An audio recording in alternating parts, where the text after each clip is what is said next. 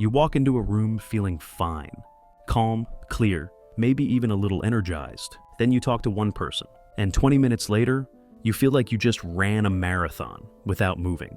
Your mind is foggy, your patience is gone, and you can't explain why. You didn't do anything. You just listened. This isn't in your head.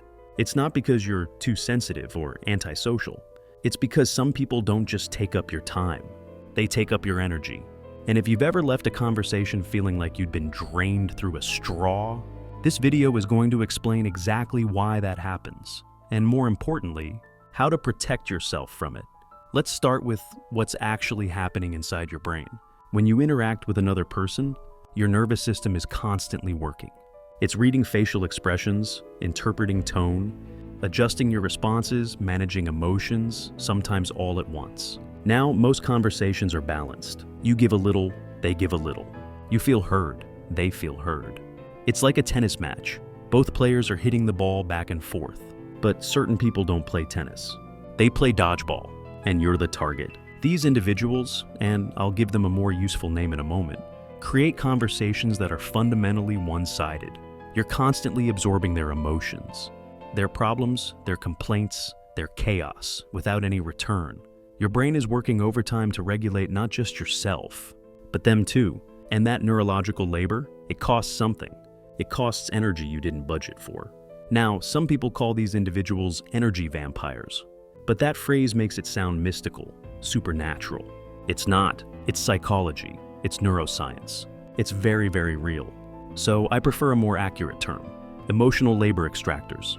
Write that down. These are people who, consciously or unconsciously, have structured their entire communication style around extracting emotional support from others without reciprocating. Here's the pattern. They rarely ask how you're doing, and when they do, they don't wait for an answer.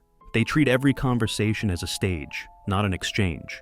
They escalate small issues into dramatic crises, because intensity keeps your attention locked on them. They leave you feeling responsible for their feelings, their outcomes, their happiness.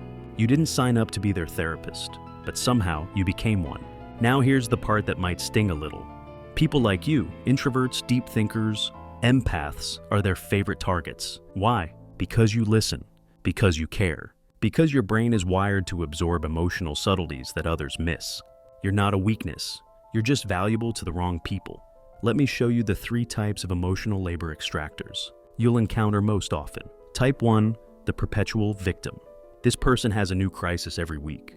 Nothing is ever their fault. The world is against them. And somehow, they always need you to hear about it.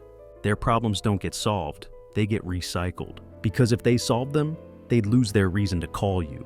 Type 2, the subtle controller. This one's more dangerous because they look harmless. They don't demand directly, they imply, they guilt, they hint. I guess I'll just figure it out on my own. And before you know it, you volunteered to carry weight that was never yours to lift. Type 3, the conversational black hole. This person dominates every interaction.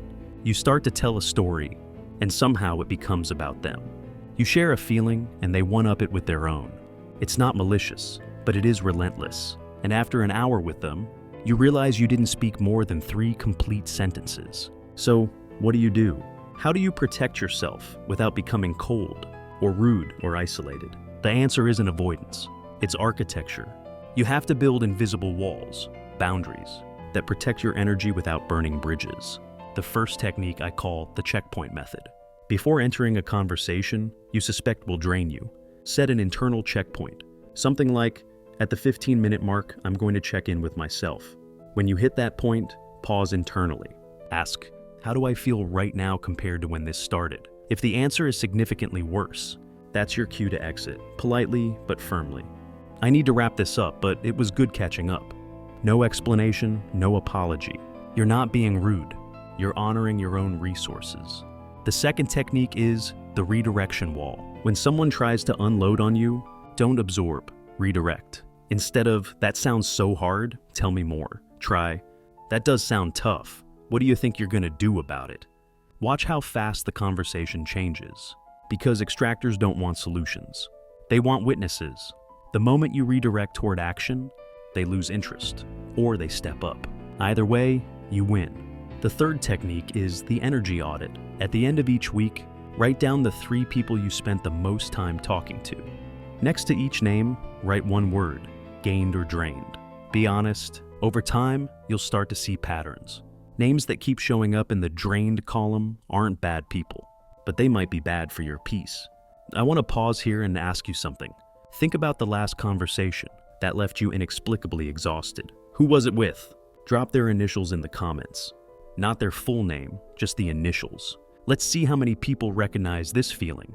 Now, some of you might be thinking, but I can't just cut these people off. They're family. They're coworkers. They're friends I've known for years. I hear you, and I'm not telling you to disappear from their lives. What I'm telling you is to control the dosage. Some relationships are like medicine. In small amounts, they're tolerable, even helpful. In large amounts, they're toxic. Your job isn't to eliminate them.